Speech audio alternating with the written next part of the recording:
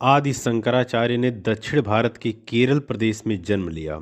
माना जाता है कि उनके निसंतान माता पिता ने पुत्र प्राप्ति की कामना से भगवान शंकर की अति कठोर तपस्या की, जिससे प्रसन्न होकर देवाधिदेव महादेव ने उन्हें स्वयं अपने अंश से एक सर्वगुण संपन्न पुत्र दिया। लेकिन शिव जी ने यह भी कहा कि यह बालक सनातन संस्कृति का पुनरुद्धार करके अल्पकाल में शिवलोक लौट जाएगा। माता पिता ने इष्ट देव शंकर भगवान के नाम पर इनका नाम शंकर ही रखा। बालक शंकर महान विभूति बनेंगे, इसके प्रमाण बचपन से ही मिलने लगे थे।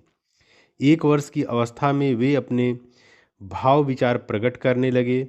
2 वर्ष की अवस्था में उन्होंने पुराण आदि की कथाएं कंठस्थ कर ली। 3 वर्ष की अवस्था में इनके पिता स्वर्गवासी हो गए।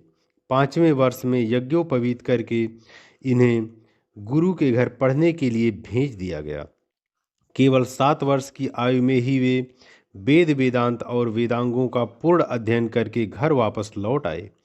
इनकी असाधारण प्रतिभा देखकर इनके गुरुजन भी दंग रह जाते थे। विद्या अध्ययन समाप्त कर शंकर ने संन्यास लेना चाहा, परंतु माता ने इसकी अनुमति नहीं दी। कहा जाता है कि तब एक घटना घटी। एक दिन जब वह माता के साथ नदी में स्नान कर रहे थे, उन्हें मगरमच्छ ने पकड़ लिया। इस प्रकार पुत्र के प्राण संकट में देखकर माँ के होश उड़ गए। शंकर ने माँ से अनुरोध किया कि यदि आप मुझे संन्यास लेने की आज्ञा दे देंगी तो यह मगर मुझे जीवित छोड़ देगा। माता ने तुरंत स्वीकृति दे दी और मगर ने उन्हें छोड़ दिया। माता की आज्ञा से वे 8 वर्ष की उम्र में घर से निकल पड़े। जाते समय उन्होंने माता को वचन दिया कि उनकी मृत्यु के समय घर पर ही उपस्थित रहेंगे। इस वचन का उन्होंने पालन भी किया। घर से चलकर शंकर नर्मदा तट पर आए और वहां स्वामी गोविंद भगवत पाद से दीक्षा ली। गुरु ने इनका नाम भगवत पूज्य पदाचार्य रखा। उन्होंने गुरुपदिष्ट मार्ग से साधना शुरू कर दी। अल्पकाल में वे बहुत बड़े योग सिद्ध महात्मा बन गए। उनकी सिद्धि से प्रसन्न होकर गुरु ने उन्हें काशी जाकर वेदांत सूत्र भाष्य लिखने का निर्देश दिया। किंवदंती है कि काशी में बाबा विश्वनाथ ने चंडाल के रूप में उन्हें दर्शन देकर उनकी परीक्षा ली, पर आचार्य शंकर ने उन्हें पहचान कर साष्टांग दंडवत किया।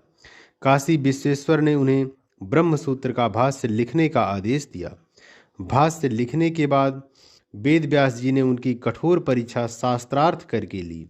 मान्यता है कि महर्षि व्यास ने प्रसन्न होकर उनकी आयु 16 से दुगनी 32 वर्ष कर दी। उन्होंने अद्वैतवाद का प्रचार करने का निर्देश दिया। आचार्य शंकर ने अनेक लोगों को सन्मार्ग में लगाया और कुमार्ग का खंडन करके धर्म का सही मार्ग समाज को दिखाया। धन्यवाद।